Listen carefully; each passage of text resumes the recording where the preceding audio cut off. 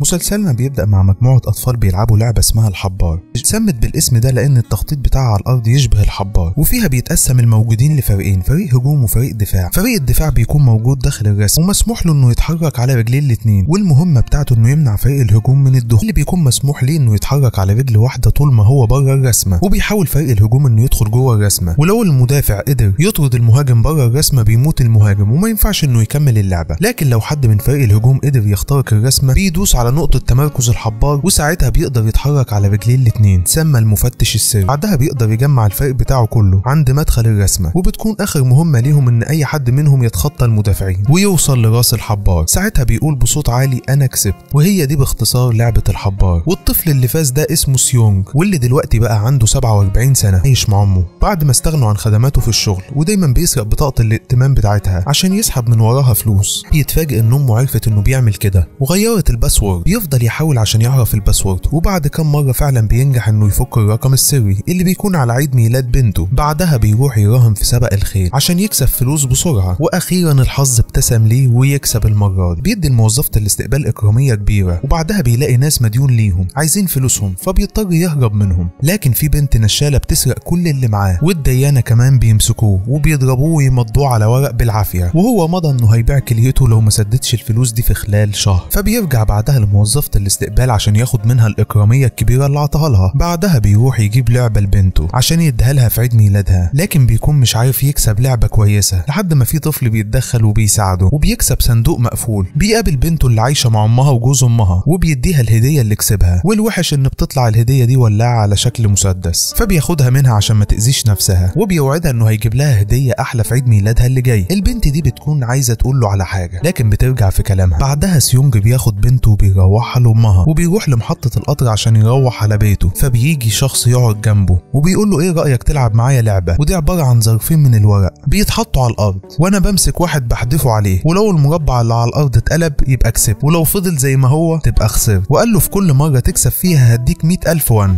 ودي بالمناسبة عملة كوريا، لكن لو خسرت هتديني 100,000 وان وهسيبك انت تلعب الأول. سيونج بيلعب وما بيقدرش انه يقلب الورقة، والشخص ده بيلعب بعدها وبيقلبها وبكده يكون فاز. وبيقول لسيونج مادام ما معكش فلوس تدفع لي، ممكن تدفع لي عن طريق جسمك وهي ان اضربك بالقلم. وبيقول له انا كده مش عاوز منك فلوس. سيونج بيطلب منه انه يلعب تاني، وبيفضل يلعب ويتغلب، وكل مرة الراجل ده يضربه بالقلم لحد ما في مرة اخيرا قدر يكسب، والراجل فعلا بيديله 100,000 باوند. وبيقول له بعدها انت ممكن تكسب اضعاف اللي كسبته ده لو شاركت معانا في العاب زي اللي لعبناها النهارده لمدة كام يوم. وبيسيب الكارت بتاعه لسيونج ويسيبه ويمشي. سيونج بيرجع البيت وهو فرحان بالفلوس اللي كسبها، وامه بتبلغه خبر ان طليقته وجوزها هياخدوا بنتهم ويسافروا امريكا، وده لان جوز طليقته جاله شغل هناك. طبعا الخبر ده بيضايقه جدا، وده الخبر اللي كانت بنته عايزه تحكيهوله لكن رجعت في كلامها. طبعا بكده مش هيقدر يشوف بنته تاني، بس يقدر ياخدها لو قدر يصرف عليها، هيقدر يرفع قضيه وياخد بنته. بعدها سيونج بيقعد يفكر في الكارت اللي سابه له الراجل اللي لعب معاه اللعبه في القطر. سيونج بيقول له انه موافق يشارك معاهم في الالعاب، وبيستنى في مكان حسب اتفاقهم مع بعض. تيجي عربيه بتقف قدامه وسايقها راجل مقنع، وبيسال سيونج على كلمه السر اللي بلغوها له في التليفون. المهم ان سيونج بيدخل العربيه وبيلاقي ناس كتير نايمه فبيفتكرهم تعبانين، لكن بعدها بينتشر منوم في العربيه كلها وبيروح في النوم، والمقنع اللي سايق ما بيتاثرش باي حاجه. بيفوق سيونج بعدها وبيلاقي نفسه في مكان غريب مليان سراير كتير وعليها ناس نايمه، يكون في ناس كتير بتراقب كل واحد فيهم، وكل الناس دي بيكونوا لابسين زي موحد. وبيلاقي نفسه عليه رقم 456، وفي شاشه كبيره عليها عدد الاشخاص اللي موجودين. بعدها بيتعرف على راجل عجوز وبيكون رقمه اول واحد، ولما بيساله سيونج عن سبب وجوده هنا الراجل بيقول له ان انا عندي مرض في المخ وايامي في الدنيا معدوده، فايه المانع انه يجرب حاجه جديده. وبيلاقي واحد بلطجي بيضرب بنت لانها كانت شغاله لحسابه وهربت منه عشان تشتغل مع واحد تاني، بس سيونج بيتعرف عليها اكتشف انها كانت النشاله اللي سرقته لما كان بيراهن على الخيل، وبيهجم عليها وبيسالها عن فلوسه، والبلطجي بيدخل يضربه. في الوقت ده بتتفتح بوابه كبيره وبيدخل منها ناس لابسين بدل حمراء ولابسين اقنعه مغطيه وشهم، اللي مرسوم عليها دواير واللي مرسوم عليها مربعات. القائد بس اللي بيكون مرسوم عليه مربع. بيبدا يرحب بالموجودين وبيقول لهم ان الموجودين هيشاركوا في 6 مسابقات على مدار 6 ايام، وان الجائزه الماليه هتكون كبيره جدا، وانهم ما ينفعوش يكشفوا وشوشهم حفاظا على سريه بيانات فريق عمل اللعبه، وان متعلقاتهم الشخصيه هترجع لهم بمجرد انتهاء اللعبه. وواحد من الموجودين بيقول لهم انه مش مصدقهم ولا واثق في كلامهم. المقنع بيقول له ان كل اللي في القاعه دي عليهم ديون وحياتهم بائسه، وتم تصويرهم وهم بيلعبوا مع المندوبين بتوع اللعبة، وانهم كلهم هنا بارادتهم بعد ما اتصلوا بالرقم اللي موجود على الكارت، وان في 3 شروط للمشاركة. اول واحد ان محدش ينفع يوقف اللعبة، التاني ان اي لاعب يرفض اللعب هيتم اقصائه، والتالت ان ممكن الالعاب تتوقف في اي وقت. اغلبية صوتوا على كده، وبيقول لهم ان مسموح لاي لاعب انه ينسحب قبل ما يمضي عقد اللعبة. تنزل حصالة كبيرة فاضية، وبيقول لهم انه هيتم تراكم مبلغ الجائزة بعد انتهاء كل مسابقة. بعدها بنلاقي كل الاشخاص الموجودين راحوا ومضوا العقد، وبيتوجهوا لاول قاعة لعب تصوير كل اللاعبين، وصورهم بتظهر عند قائد اللعبة. وبيدخل المشتركين ساحة اللعب، وسيونج بيقابل صديق طفولته هناك اللي اسمه سانج، واللي بيكون مفهمهم انه مسافر بره البلد، بس الحقيقة انه بيكون عايز يهرب من ديونه. وبيدي القائد اوامره ببداية اللعبة، وبيقعد يراقب من الشاشة بتاعته. واللعبة بتكون عبارة عن عروسة ضخمة وجنبها خط النهاية، وبتبدأ العروسة تغني وهي مدورة وشها عكس اللعيبة. ساعتها المفروض يجروا ناحية الخط، ولما توقف غنى وتدور وشها ناحية اللعيبة لازم يثبتوا في مكانهم، واللي هتشوفه هيتم اقصائهم من اللعبة. ومدة اللعبة دي 5 دقايق. المشتركين ابتدوا يجروا، واول ما العروسة بطلت غنى شافت واحد فيهم بيتحرك، راحت ضرب عليه نار وقتلته. طبعا اللاعبين سمعوا صوت رصاص وما بقوش فاهمين اي حاجة، لحد ما واحد صاحبه راح يشوفه واكتشف انه ميت فعلا، وطلع يجري واتضرب هو كمان بالرصاص. ساعتها بتحصل فوضى كبيرة جدا، واغلب اللعيبة بيطلعوا يجروا، والعروسة بيكون في عينيها كاميرات حساسة جدا للحركة متصلة برشاشات اوتوماتيكية بتبدأ تموت في اي حد بيتحرك، والقائد بيكون في اوضته بيراقب كل اللي بيحصل. باقي اللعيبة اللي فضلوا عايشين بعد المجزرة اللي حصلت كونوا في حالة رعب شديدة. وبنلاقي العجوز رقم 1 بيكمل لعب وهو سعيد جدا، واللاعبين بيضطروا انهم يكملوا بعدها، وسيونج بيكون هيقع، لكن بيجي واحد اسمه علي ينقذه من الموت لحد ما بيعدوا الخط مع بعض قبل ال5 دقايق ما تخلص. وباقي اللعيبة اللي فشلوا بيتقتلوا، وبنلاقي مكانهم في جزيرة وسط البحر، وبيتم حرق كل اللاعبين اللي فشلوا، حتى اللي لسه عايش منهم بيتم التخلص منه. وبيكون اللاعبين في حالة صدمة من اللي شافوه. يدخل فريق عمل اللعبة وبيقول لهم انكم بقيتوا 201 لاعب بعد ما مات 255. يبدأ بعض اللاعبين يترجوا المقنع انه يسيبهم يمشوا، لكن بيقول لهم ان البند التاني من العقد بيقول اي لاعب يرفض اللعب هيتم اقصائه. وسانج بيرد عليه وبيقول له البند التالت بيقول ان الالعاب تنتهي لو الاغلبية صوتت على انتهاء اللعبة. وبيوافق المقنع على كلامه، لكن بيقول لباقي اللاعبين انهم يشوفوا الجائزة المالية الاولى اللي هتتحط في الحصالة. وبيلاقوا بعدها الحصالة ابتدت تتملي فلوس، وبيبان على اللعيبة الطمع. وبيقول لهم ان في 255 لاعب تم اقصائهم، وقصاد كل لاعب مات في 100 مليون ون اتحطوا في الحصالة، والجائزة بقت 25 مليار و500 مليون، وانهم لو وقفوا لعب الفلوس دي هتروح لاهالي الناس اللي ماتت، وهم هيروحوا بيوتهم عادي جدا بس من غير اي فلوس. بعدها التصويت على انهاء الالعاب بيبتدي، واللي بيتم عن طريق زرارين،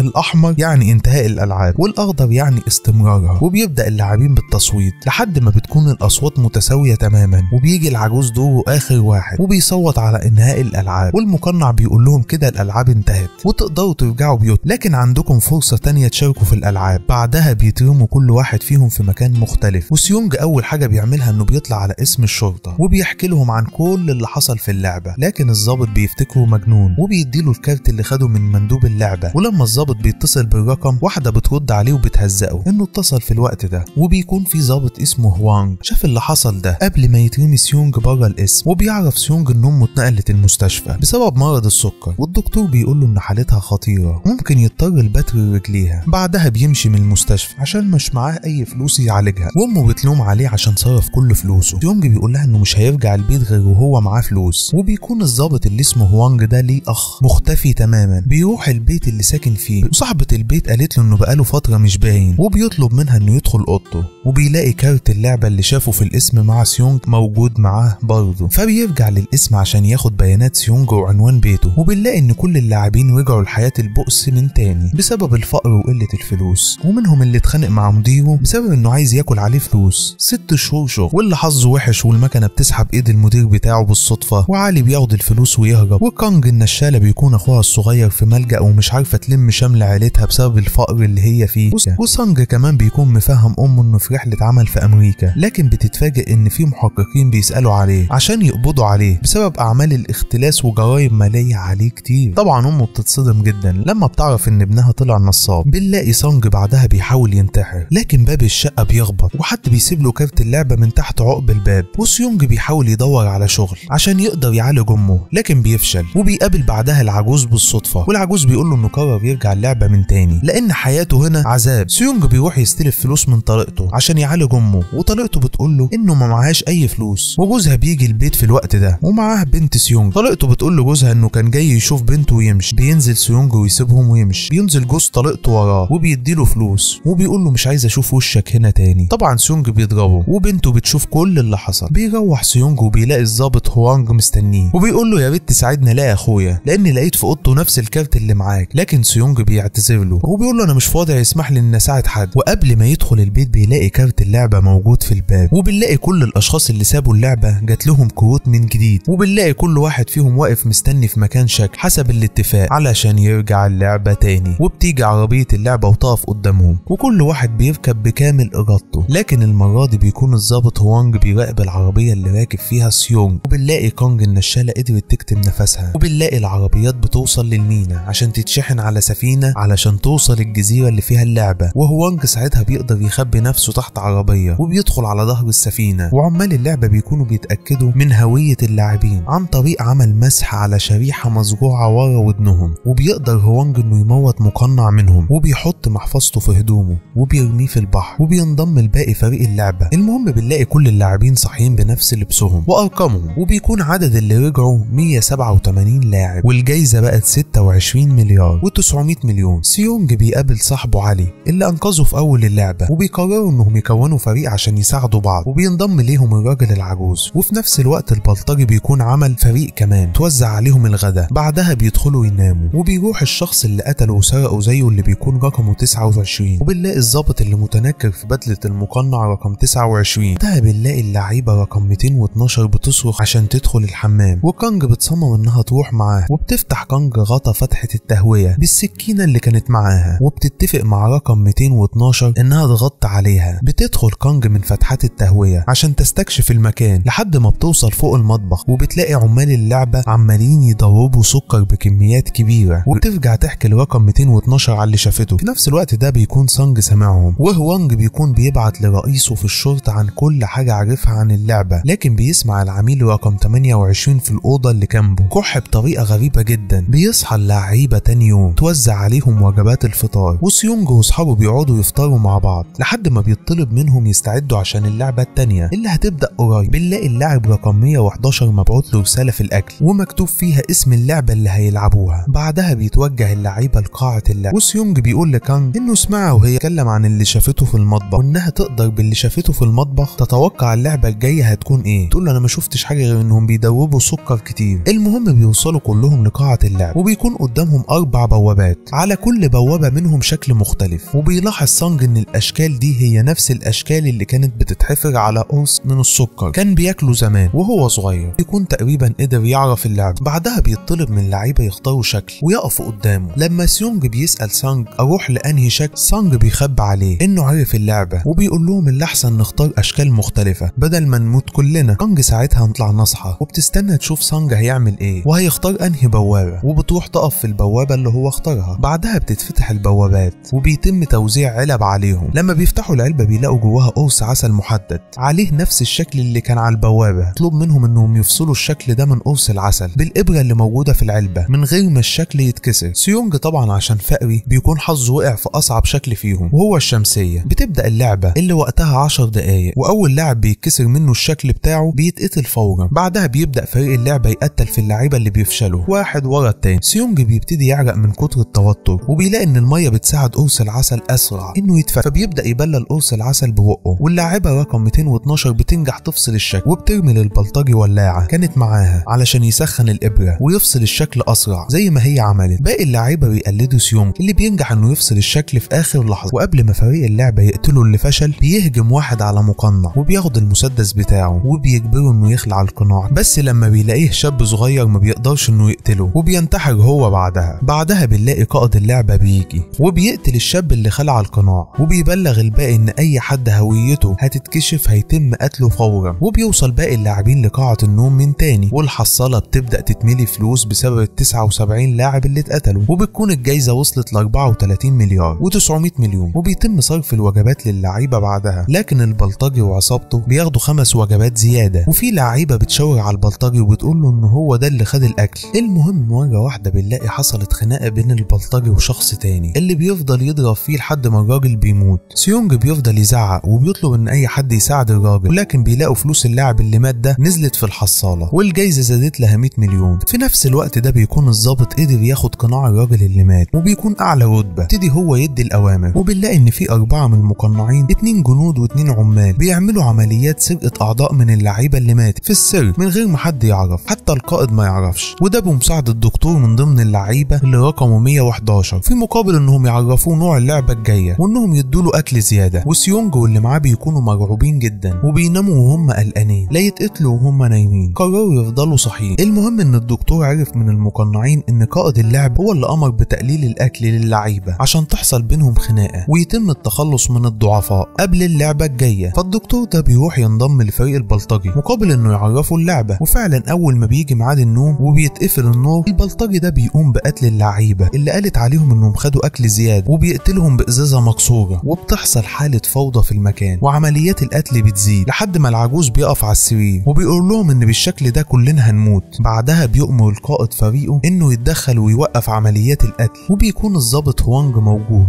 ومتنكر في الزي المقنع وبيسأل سيونج لو كان يعرف لاعب اسمه نهوان اللي بيكون اخوه اللي داخل يدور عليه في اللعبة، لكن سيونج بيقولوا انه ما عداش عليه الاسم ده قبل كده. بعد ما الدنيا بتهدى بيتفق سيونج وفريقه انهم يعرفوا بعض اسمائهم الحقيقية كنوع من الصداقة المتبادلة، لكن العجوز بيكون مش فاكر اسمه فسيونج ما بيرضاش يضغط عليه. وبيلاقوا بعدها ان عدد اللعيبة بقى 8 لعيبة. يكون الضابط في اوضته رقم 29 وبيلاقي ان العامل رقم 28 بيكح برضه بطريقة غريبة. لما بيركز بيلاقي انه بيبعت له رسالة مشفرة عن طريق الكحة دي. تاني يوم بيطلب من اللعيبة انهم يتوجهوا لقاعة اللعب عشان هيبدأوا اللعبة رقم 3، وبيتقال لهم ان اللعبة الجاية جماعية. طلب منهم انهم يقسموا نفسهم 8 مجموعات، كل مجموعة 10 لعيبة. بيبدأ سيونج واللي معاه يحاولوا يكملوا فريقهم برجالة عشان لو اللعبة محتاجة القوة يكونوا مستعدين. البلطجي بيكون جمع فريق من 10 لعيبة رجالة كلهم، طبعا بيكون عرف ايه هي اللعبة طول رقم 111، ولما حبيبته رقم 212 بتيجي تنضم له بيغدر بيها وبيقول لها فريقي كامل شوفي لك سكة تانية، وبيبعدها عن الفريق ويضربها قدام الناس تقول له ان موته هيبقى على ايديها. وبيكون فريق سيونج وصل ل9 لعيبة فبتروح تنضم ليهم بالعافية، وبكده بتكون كل الفرق كملت. تفتح البوابات وبيعرفوا ان اللعبة هي شد الحبل من مرتفع عالي جدا، فبيعرف سيونج واللي معاه انهم كده ميتين بسبب ان فريقهم ضعيف جدا، وبتتعمل قرعة وبيكون اول فريق هو فريق البلطجي ضد فريق ضعيف، وبيقدروا يتغلبوا على الفريق بسهولة وبيقع الفريق التاني كله من فوق وطبعا بيموتوا كلهم. بيجي الدور على فريق سيونج مع فريق تاني كله رجالة وبياخدوا طريقهم عشان يطلعوا فوق المرتفع وبيكونوا حاسين انهم طالعين للموت، لكن العجوز بيقول لهم ان لعبة شد الحبل دي ما بتعتمدش على القوة بس، وانهم لو لعبوا بالطريقة اللي هيقول لهم عليها هيقدروا يتغلبوا على اي فريق حتى لو كان اقوى منهم، وان قائد الفريق اللي في اول الحبل ما ينفعش يبين اي ضعف لفريق المنافس. المهم انه خلاهم يقفوا بطريقة معينة زي الزجزاج، وقال لهم ان اهم حاجة ان اول 10 ثواني يكون هدفنا الصمود فقط لحد ما الفريق التاني معنوياته تنهار، بعد كده هنبتدي نسحبهم. يكون فريق سيونج قرب يكسب لحد ما الفريق التاني بيقلب الاوضاع وفريق سيونج بيكون قرب يقع. ساعتها سانج بيقول لهم على فكرة انهم يجروا 3 خطوات بسرعة ناحية الفريق التاني، وفعلا بيسمعوا كلام سانج وبيجروا 3 خطوات بسرعة لقدام، واول ما بيعملوا كده الفريق التاني كله بيقع من فوق وفريق سيونج بيقدر يسحبهم لحد ما بيقعوا كلهم وبيموتوا. المهم بيرجع كل اللعيبة من تاني على قاعة النوم، واللعيبة رقم 212 بتكون بتبص للبلطجي اللي بيكون خايف منها عشان قالت له ان انا هقتلك. كده بيكون عدد اللعيبة بقى 40 لاعب والجايزة وصلت ل 41 مليار و600 مليون. وقبل ما يجي وقت النوم ما بيكونش بقى في اي ثقة بين اللعيبة، تبدأ كل الفرق يعملوا متاريس من السراير الحديد عشان محدش بقى واثق في حد وكله خايف ينام يصحى يلاقي نفسه ميت. المهم بنلاقي البلطجي بيروح لسيونج وبيقول له ما تفكرش ان المتاريس دي هتحميك. سيونج بيقول له انا لو منك اقلق من الفريق بتاعي عشان كله بلطجية، ولو جات لهم فرصة يقتلوك هيقتلوك في اول فرصة. وبيبان على البلطجي القلق وبيسأل باقي الفريق عن الدكتور وبيقول لهم انه راح الحمام. تنضم اللعيبة 212 لفريق سيونج، واتفق فريق سيونج انهم يعملوا نوبات حراسة عشان يحموا بعض وهم نايمين، وبيكون سانج وعلي هم اول 2 هيسهروا عشان يحموا الفريق، وعلي ساعتها بيدي اكله اللي كان معاه. في نفس الوقت ده بنلاقي الدكتور مع المقنعين اللي بيبيعوا الاعضاء في السجن، وبيكون في ضابط بيغطي عليهم وبيمسح صورهم من الكاميرات، وبنعرف ساعتها ان المقنع رقم 29 اللي الضابط هوانج سرق زيه متورط معاهم في بيع الاعضاء. لما المقنع رقم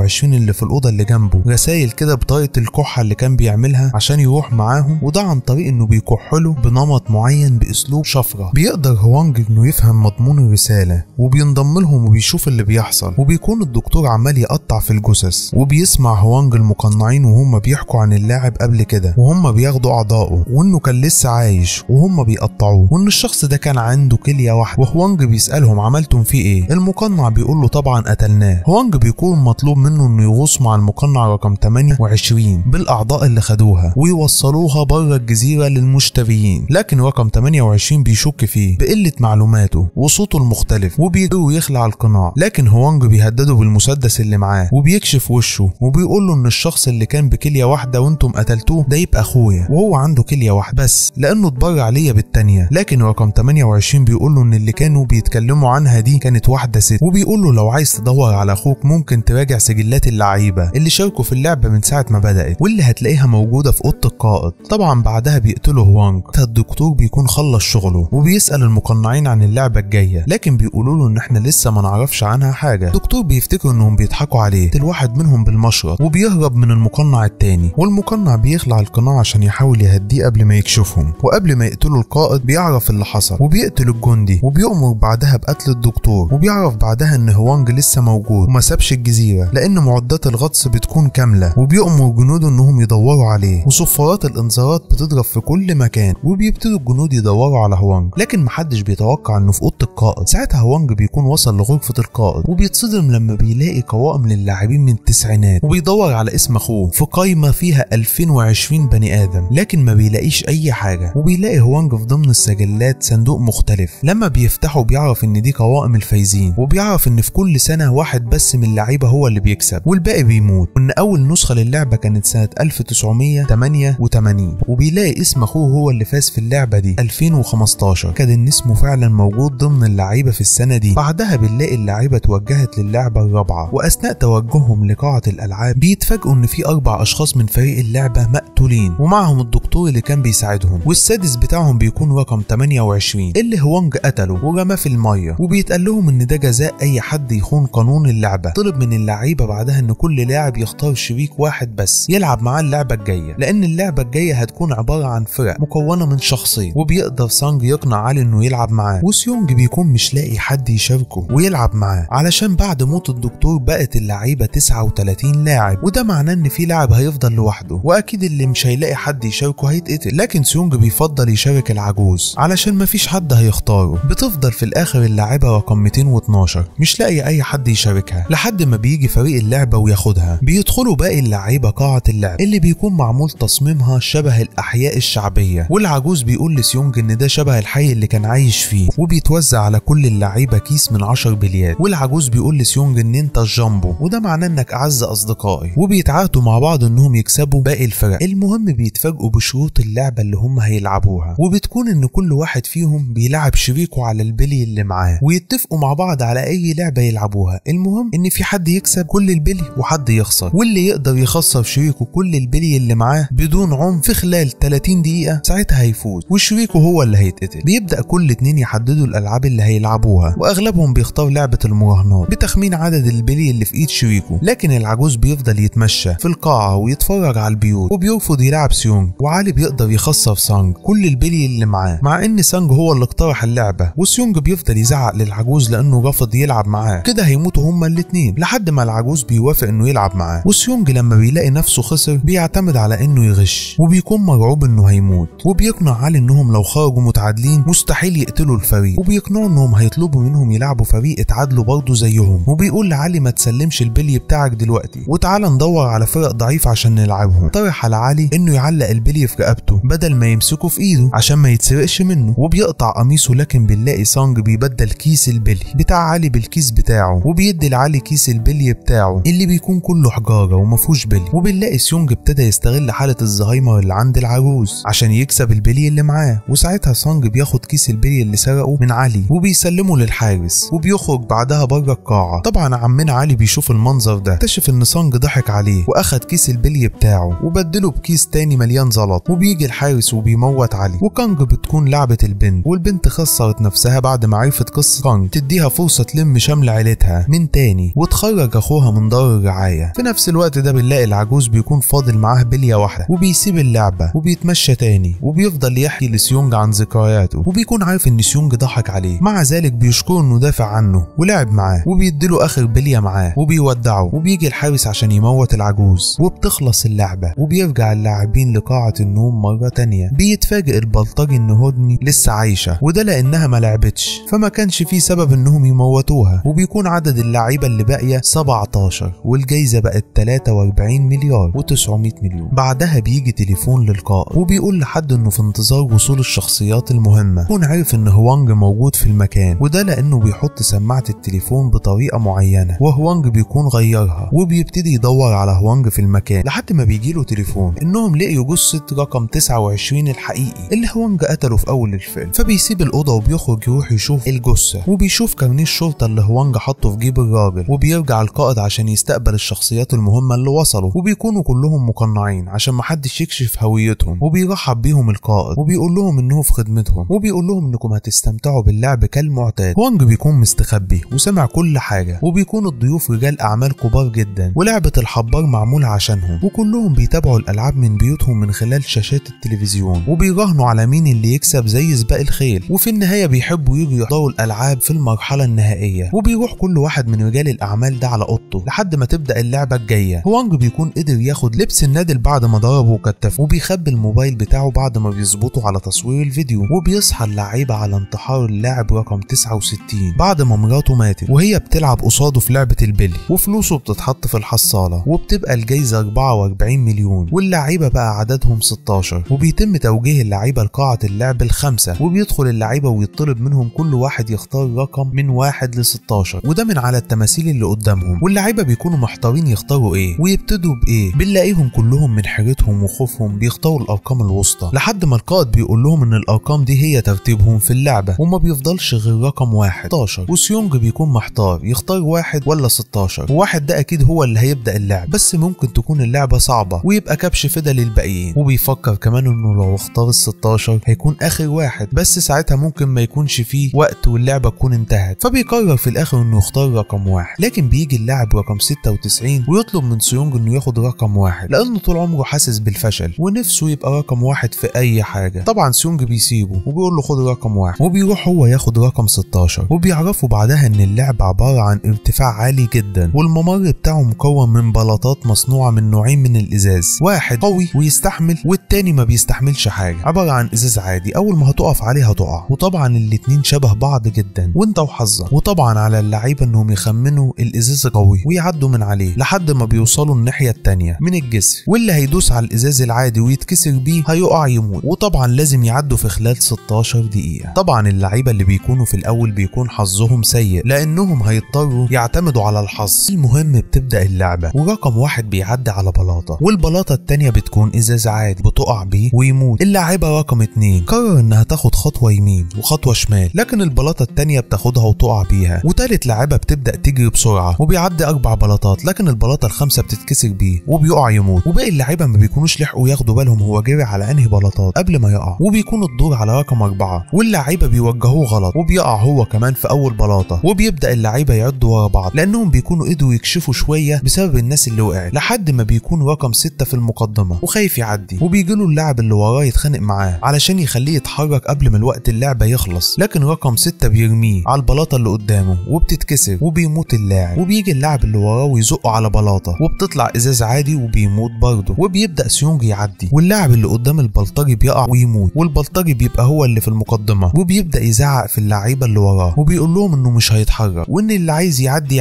قدامه. وهنمي بتطلب من البلطجي انه يعديها عشان تكون هي اللي في البداية لكن بتقدر انها تمسكه من ظهره وبتفكره انها قالت له ان موته هيبقى على ايديها. موت هاني البلطجي وبتموت معاه طبعا. وبيكون اللاعب رقم 13 قدر يفرق بين الازاز العادي والازاز المقوي وده بسبب انه اشتغل 30 سنة في مصنع ازاز. وبيبدأ انه يعدي واللعيبة يعدوا وراه لكن القائد بيكتشف انه قدر يفرق بين نوعين الازاز فبيطفي النور عليهم عشان يخليهم يعتمدوا على الحظ بس. وبيجي تليفون للقائد ان في رجل اعمال في اوضته مضروب ومغمى عليه وبيفهم القائد ان الدخيل لسه موجود اللي هو الضابط. وبيكتشف فتحة السرداب اللي بتخرج بره الجزيرة واللي موجودة في اوضته وبيشوفه وهو بيهرب وبيرجع تاني للعبة وبيكون عامل الازاز متردد يعدي بعد ما القائد طفى النور لانه ما بقاش قادر يفرق بين انواع الازاز، كون الوقت قرب ينتهي. فسانج بيجي من وراه وبيزقه على الازاز وبيتكسر وبيقع ميت. بعدها بنلاقي كانج وسيونج بيحاولوا يعدوا وفعلا بينجحوا يوصلوا لاخر بلاطه، تفجير كل البلاطات اللي فضلت بعدها. وبيعرف القائد بعدها ان هوانج هرب من الجزيره بعد ما بيلاقوا انبوبه الاكسجين ناقصه، فبيؤمر الجنود بتوعه انهم يجهزوا قوارب وبيخرج معاهم وبيبداوا يدوروا عليه. وبيرجع اخر 3 لعيبه لقاعه النوم وهم سيونج وكانج وسينج، وبنلاقي قاعه النوم بقت فاضيه تماما وفيها 3 سراير بس. وبنلاحظ الرسومات على الحيطان بتوضح كل الالعاب اللي مر بيها اللعيبه واللي ما خدوش بالهم منها بسبب السراير اللي كانت مغطياها. وسيونج بيكون مصدوم عشان سانج صديق طفولته زق الراجل وموته من فوق الجسر، لكن سانج ما بيكونش همه غير انه يفوز. بعدها بيدخل فريق اللعبه وبيهنيهم ضابط مقنع بوصولهم للمرحله النهائيه للعبه، وبيقول لهم انهم محضرين لهم مفاجاه مميزه جدا. وبنلاقي ان كانج اتصابت بازازه في بطنها، ازاز انفجر فوق الجسر. وبنرجع تاني لهوانج اللي بيكون قدر يطلع فوق قمه جبل عشان يلاقي شبكه ويقدر انه يكلم رئيسه في الشغل، لكن ما بيكونش عارف ان كل معدات الغطس اللي بيكون راكب فيها اجهزه تعقب خلت القائد قدر يحدد مكانه بسهوله. وجنود اللعبه بيحاصروا هوانج والقائد بيطلب منه انه يرمي سلاحه ويسلمه التليفون اللي صور بيه اللعبه، وبيقول له انه مسدسه ما فضلش فيه غير رصاصه واحده. هوانج بيضربها عليه لكن الرصاصه بتيجي في كتف القائد اللي بيؤمر جنوده انهم ما يقتلوش هوانج، وبيتفاجئ انه خلع القناع وبيكون القائد هو اخوه اللي داخل يدور عليه. ولما هوانج بيرفض انه ينضم لاخوه بيخرج مسدسه وبيقتل هوانج. ونرجع تاني لقاعه النوم والثلاث لعيبه اللي فضلوا اللي بتكون المفاجاه اللي محضرها لهم القائمين على اللعبه عشاء فخم ليهم هم الثلاثه. ولما بيخلصوا اكلهم عمال اللعبه بيشيلوا كل الاطباق وادوات الاكل، لكن بيسيبوا لكل واحد فيهم السكينه اللي اكل بيها، وبيفضل كل واحد ماسك السكينه بتاعته وقاعد على سريره خايف من الاتنين التانيين لا ياخدوه بيه او حاجه. لكن سيونج بيروح لكانج وبيقول له ما تخافش مني، وبيطلب منها انهم يلعبوا اخر لعبه كفريق ضد سانج. كون سيونج هيقتل سانج بعد ما غلبوا النور، لكن كانج بتطلب منه انه ما يعملش كده. بيكتشف سيونج اصابه كانج وبيحاولوا انه يطلب لها العمال، لكن بيلاقي عمال اللعبه داخلين بتابوت، وبيعرف ان سانج قتل كانج بالسكينه اللي معاه. وعمال اللعبه بيبعدوا سيونج عن سانج. في نفس اللحظه فلوس كانج بتنزل في الحصاله، وبتكون اخر لعبه هي لعبه الحبار، واخر لاعبين هم سيونج وسانج. بعد ما اتقتلوا 454 لاعب اتعمل ما بينهم قرعه لتحديد مين الهجوم ومين الدفاع، وسيونج بيختار انه يكون المهاجم. وبيدخل اللاعبين لقاعه اللعب، ورجال الاعمال بيكونوا في المقصوره ورا ازاز عاكس بيتفرجوا على اللعبه، والظابط اللي بيدي لهم التعليمات بيلمح ان اي حد فيهم متاح له انه يقتل المنافس. بتبدا اللعبه فعلا، وسيونج بيمسك في ايده رمل من الارض وبيفضل ينط على رجل واحده لحد ما بيرمي الرمل في عين سانج، وبيدخل لوسط الحبار بسهوله وبيدوس على النقطه الثانيه وبيقول المفتش السري، وبيقول لسانج بعدها ان كانج هي اللي منعته انه يقتله. وسانج بيقول له انهم كانوا ممكن يصوتوا على انتهاء اللعبه عشان كده قتلها. وبتكون اخر مرحله ان سيونج يوصل لراس الحبار علشان يفوز، وسانج بيحاول يمنعه. وبعد معركه قويه ما بينهم ورجال الاعمال طبعا بيكونوا متابعين كل اللي بيحصل ده، سيونج بيقدر يوقع سانج على الارض لكن ما بيرضاش يقتله. وبيوصل سيونج لراس الحبار، وقبل ما بيدوس عليها بيرجع تاني للحارس وبيقول له انه هيستسلم ومش عايز يكمل اللعبه، وان سانج هيستسلم معاه. وبيبلغ الحارس القائد ان سيونج عايز ينسحب ومتنازل عن الفلوس، لكن قبل ما بيوافق سانج بيمسك السكينه ويطعن نفسه، وبيوصي سيونج قبل ما يموت على امه. وطبعا بكده بيكسب سيونج اللعبه وبيفوز بالجائزه اللي قيمتها 45 مليار و600 مليون وان، يعني بما يعادل 38 مليون و528 الف دولار. والاول مره سيونج بيقعد مع القائد ويتكلم معاه من غير ما يشوف، ولما بيساله ليه بيعملوا كده القائد بيقول له دي مجرد مسابقه زي سباق الخيل اللي انت بتحبه. وبينيموا سيونج بعدها وبيرموه في الشارع، ولما بيفوق بيلاقي بطاقه بنك جوه بقه وبيروح يحطها في الصراف الآلي وبيكتب كلمه السر اللي هي الرقم اللي كان واخده في اللعبه. بيلاقي ان فعلا حسابه دخل فيه الفلوس، وبيروح سيونج بعدها الام سانج اللي بتساله لو كان يعرف ابنها فين، لكن سيونج ما بيقدرش يحكي لها عن اللي حصل. بعدها بيرجع على بيته وبيتفاجئ ان امه وقع على الارض، وبعد مرور سنه بنلاقي سيونج عايش حياه بائسه جدا وما قدرش يفرح بالفلوس للاسف، وما صرفش منها اي حاجه، لدرجه انه مدير البنك طلب يتكلم مع سيونج عشان يديله شويه نصايح ازاي يستثمر بيها فلوسه، وده لان سيونج ما صرفش منها ولا مليم من ساعه ما خدها. والاغرب انه طلب انه يستلف من مدير البنك 10,000 وان. بعدها بنلاقي قاعد في مكان وبياعه الورد بتسيب له ورده تمشي، وسيونج بيلاقي كارت اللعبه موجود على الورده، طب في ميعاد ومكان يروح له، وبيلاقي الامضاء جنبه وبيفتكر ان الاسم الاسم اللي ممضي بيه الورقه دي هو الاسم اللي العجوز ناداله بيه في لعبه البلي، وبيروح بعدها على العنوان اللي في الكارت وبيلاقي العجوز نايم على سريره عادي وما ماتش زي